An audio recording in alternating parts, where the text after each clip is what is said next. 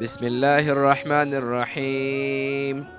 حامدا ومصليا ومسلما اما بعد. د مال او د اولاد د حفاظت د فاره یو بل مجرب عمل درته ہے. زما عزتمندو چې کوم انسان هغه ته الله رب العالمین بچی ورکی،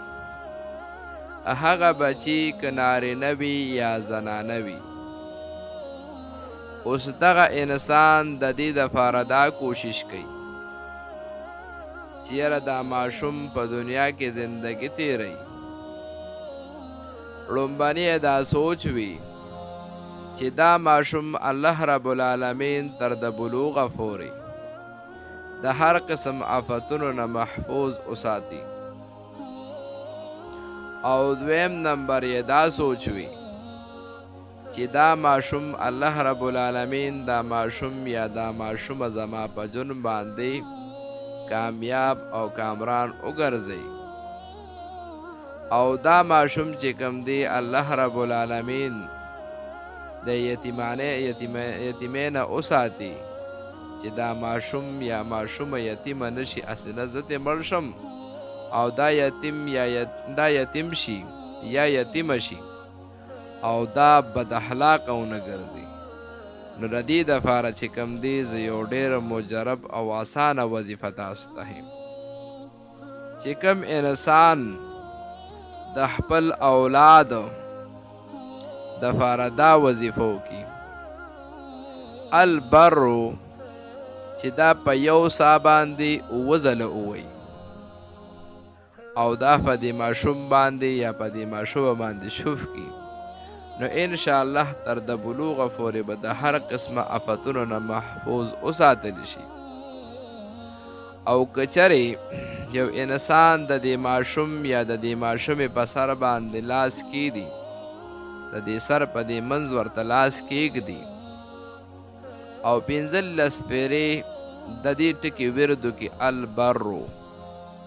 البرو ورد وکړي، او د هغې نه بعد بیا دا دعا وغواړي، اللهم ببرکت هذا اسم رب لا یتیما ولا لئیما، اللهم ببرکت هذا اسم ربه لا یتیما ولا لئیما. نو چې دا دعا وي نو انشاءالله چې د دې انسان دا دعا به قبوله شي، الله رب العالمین به دا ماشوم یا دا ماشومه د یتیمینه هم وساتي او د بد اخلاقه کردارونه به هم وساتي. دا به یو ښه اخلاقي یا ښه اخلاقه ښکلي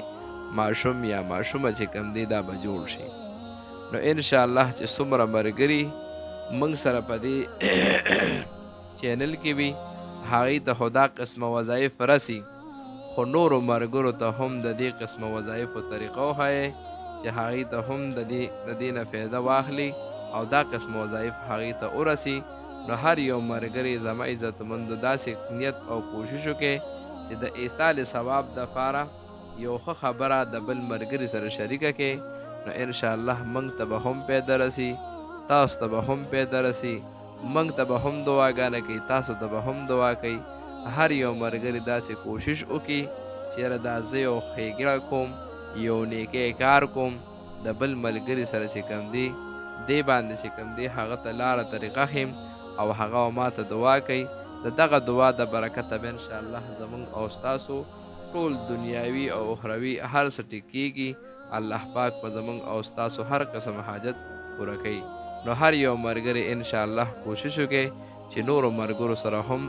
دا شریک کو او دا ملګري چې کوم دی په دې اعمالو باندې راواړو، نو انشاءالله زموږ او ستاسو چې څومره ضرورت وي او څومره حاجت یې الله پاک په هغه پوره کړي، خو د نورو ملګرو سره ښېګړه وکړئ، نورو ملګرو ته